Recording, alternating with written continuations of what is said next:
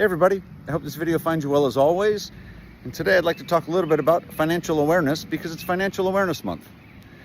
Being in the financial services business, I think about my finances quite a bit, probably more than most. And I would hope that you're thinking about your financial situation at least more often than once a year during Financial Awareness Month.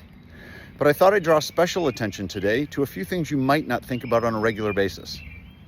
And again, I'm in the business, so I think about it quite a bit, but I'll start with life insurance.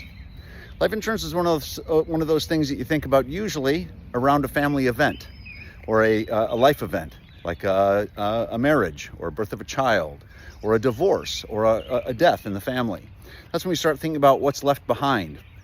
How does your family remain in the standard of living which they've grown accustomed? God forbid one of the moneymakers doesn't make it home.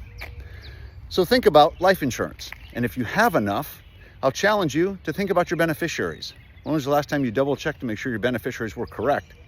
When was the last time you checked to make sure your beneficiaries knew what to do when that death occurs? So life insurance. I'd also like you to think about long-term care. So I lost my father this past October, and my father didn't have any long-term care insurance and spent about a year and a half battling a disease that ultimately took his life. Because of that, I had to subsidize a lot of their, to pay a lot of their medical bills. Wasn't really anything I had planned on. And unfortunately, I should have, because I'm in the business. So I'm going to challenge you to think about long-term care needs.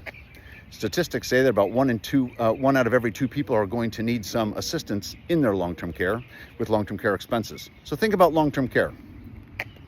Finally, I'll tell you to think about your debt. You should think about your debt a lot. Which credit cards you have, which car payments do you have, house payments, what interest rates are your debts at, how much are you paying off and how often?